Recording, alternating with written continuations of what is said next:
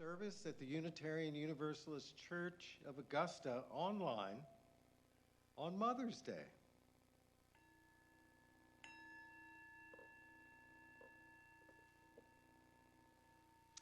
Our opening words are from Lao Tzu.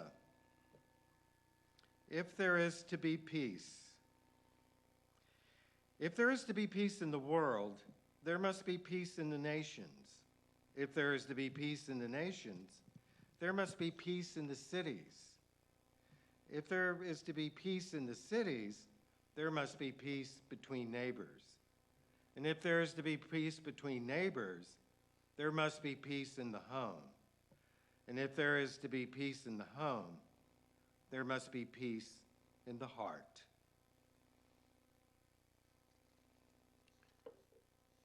Good morning, one and all. I add my welcome to Rev Don's. We are into the month of May. Unseasonably cool a little bit this month so far, but warming up, we hope. We are celebrating Mother's Day today, and we are going to be singing hymn 191, Now I Recall My Childhood, which is very appropriate for Mother's Day in our hymnal. We're going to sing the first two verses, and I think I'll play it through just so people can hear the melody, and then please join me from home.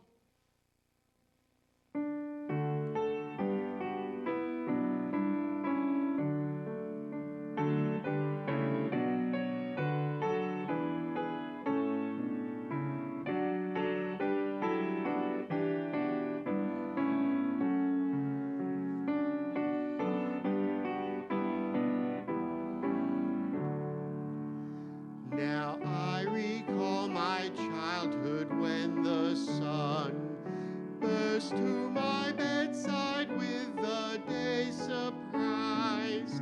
Faith in the marvelous bloomed anew each dawn. Flowers bursting fresh within my heart each day. Then looking on the world with simple joy, on insects, birds, and beasts, and common weeds. The grass, the clouds had fullest wealth of awe. My mother's voice gave meaning to the stars.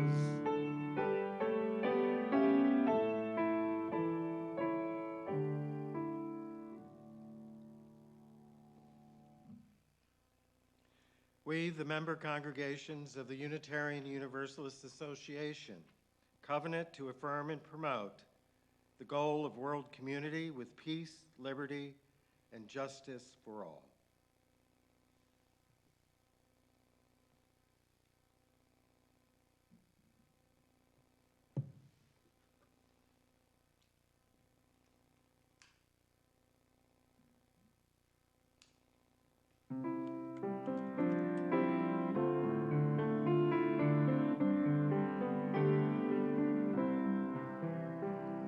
Spirit of life, come unto me.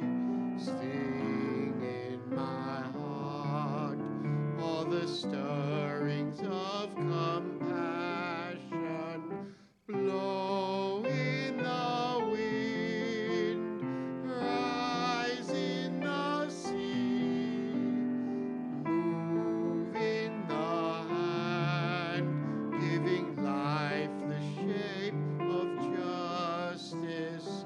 Roots hold me close, wings set me free.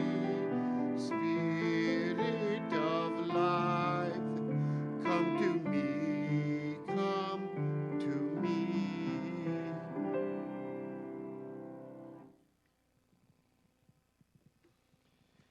I began Joys and Sorrows with that I received no joys and sorrows, but I'd like to drop one stone in the bowl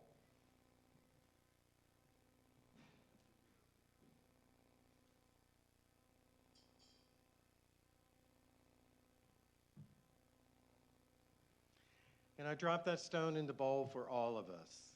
I think we're beginning to catch on that this is going to be longer than we think it's going to be. And It's not easy, is it? So we drop a stone for mercy and patience for us all.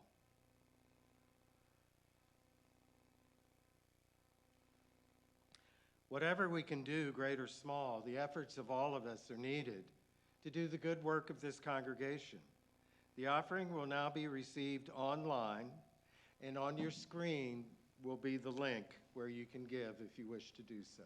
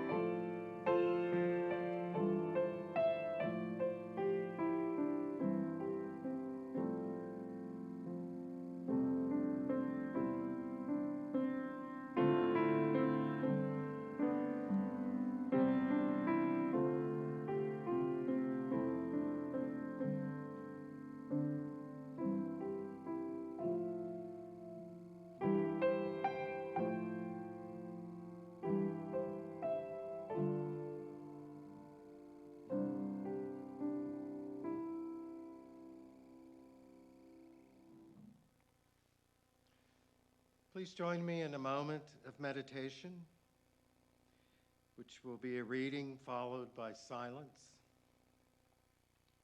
This from Leah and Guri, The Complexity of Motherhood. On Mother's Day, let us mark how beautiful and complex it can be to mother and be mothered. To those who have mothered, we thank you. To those who rejoice in the work, the role, the presence of mothering and mothers, we celebrate with you. To those who are in the thick of parenting, children of any age, we appreciate you. To those who experience loss, for those who experience loss through infertility, abortion, miscarriage, adoption, or running away, we mourn with you. To those who have lost their mothers, we grieve with you. To those who have endured abuse at the hands of their mothers, we acknowledge you. To those who experience pain at the marking of this day, we witness you. To those who are single moms, grandmoms, stepmoms, foster moms, adoptive moms, mentor moms, and spiritual moms, we need you. And to those who are pregnant with new life, both expected and surprising, we anticipate with you. May we reflect with gratitude on the wide spectrum of mothering that happens in our lives and in our communities.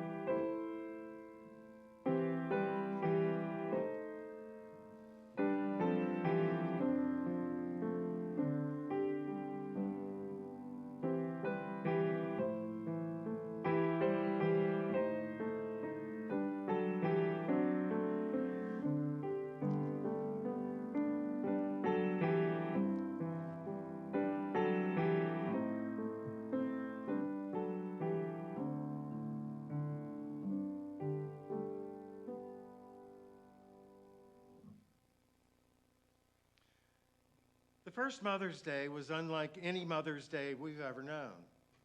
No Hallmark greeting card in the mailbox, no long-distance phone call, no flowers and candy, no day off from the kitchen at a favorite restaurant. On that first Mother's Day of 1870, women were in the streets of Boston. It was a peace rally, originally proclaimed Mother's Peace Day. Unitarian Julia Ward Howe was behind it all. She is the mother of Mother's Day. After her mother's death, Julia Ward Howe was reared by a well-meaning but strict father.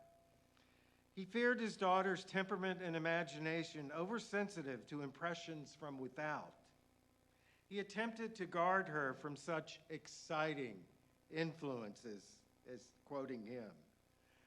He failed miserably.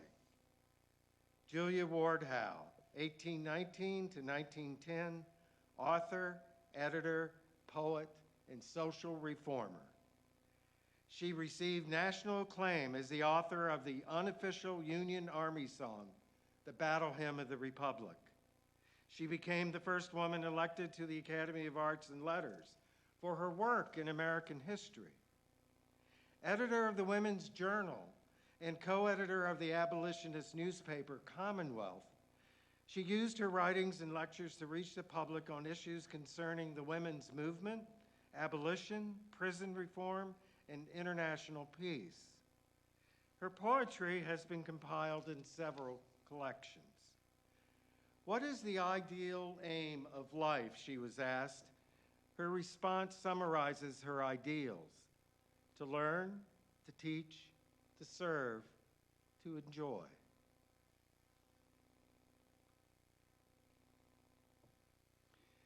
Suppose they gave a war and nobody came, said a little girl to the poet Carl Sandburg after hearing a description of a Civil War battle. Julia Ward Howe felt the same way. However, unlike the little girl, she responded to real experience. In 1862, Julia Ward Howe visited Washington, D.C. The streets were filled with wounded soldiers. She watched grief-stricken families reading the casualties list. Hearing the troops singing John Brown's Body, she was inspired to write new words to the tune and gave us the Battle Hymn of the Republic. Though it may have seemed necessary to die to make men free, there was Lee's glory and more grief as the bloody war dragged on. 5 years after the war's end, Julia Ward Howe issued a call to all women and proclaimed a Mother's Peace Day. We now revisit her proclamation on that first Mother's Day.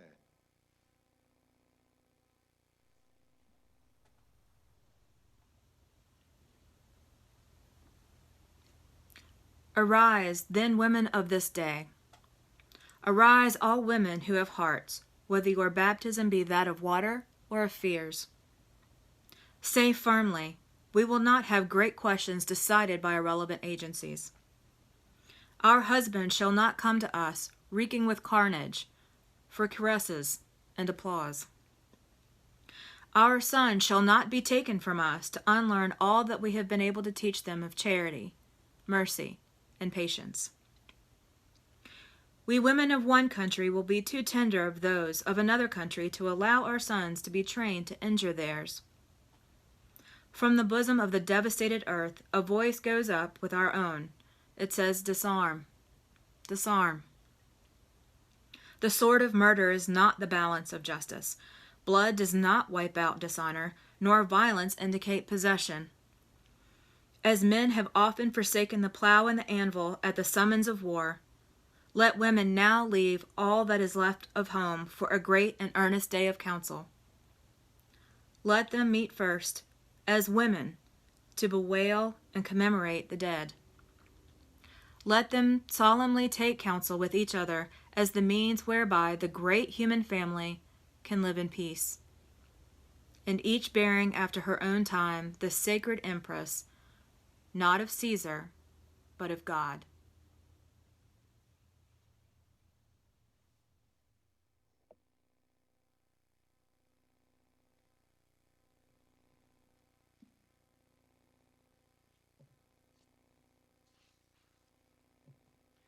May the peace which passes all understanding and the understanding which brings us peace be ours and abide in our hearts and actions.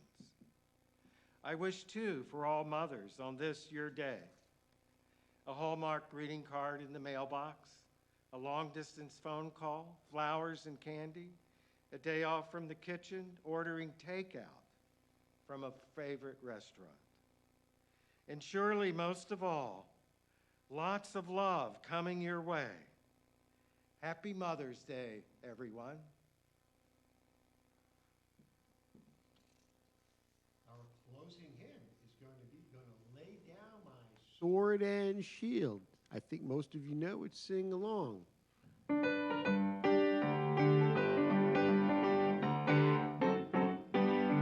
Gonna lay down my sword and shield down by the riverside, down by the riverside, down by the riverside. I'm gonna lay down my sword and shield down by the riverside. Gonna study war no more. I ain't gonna study war no more. I ain't gonna study war no more. I ain't gonna study war no more. I ain't gonna study war no more. I ain't gonna study war no more. I ain't gonna study war no more. Gonna lay down my burden down by the riverside, down by the riverside, down by the riverside. I'm gonna lay down my burden down by the riverside. Gonna study war no more. I ain't gonna study war no more. I ain't gonna study war no more. I ain't gonna study war no more. I ain't gonna study war no more. I ain't gonna study war no more. I ain't gonna study war no more.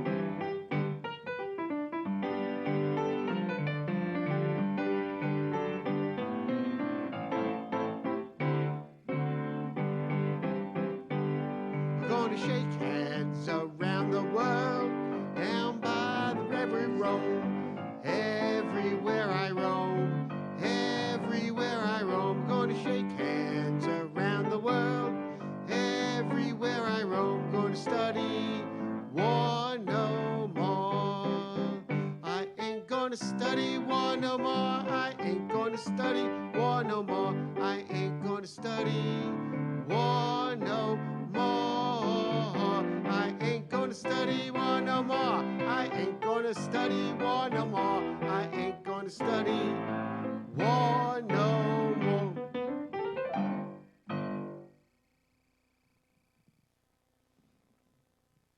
I'd like to close with a reflection of memories of my mom. My dad was a podiatrist, and he did that very well, but that's really all he knew how to do.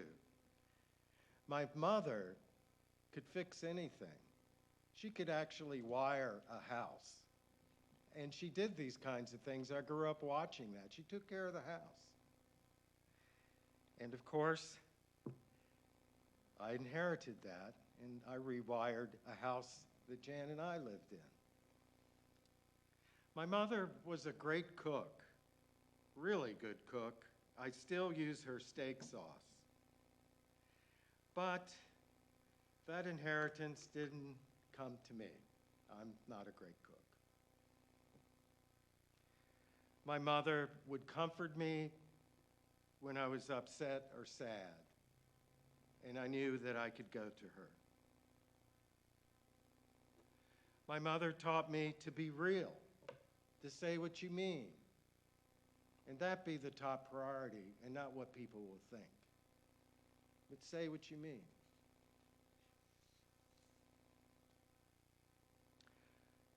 Grew up in Wilmington, North Carolina, and we would spend long days at the beach, at Wrightsville Beach, while my dad worked. The thing was, my mother hated the beach. She hated getting the sand on her and everything. But why was she at the beach? For her children.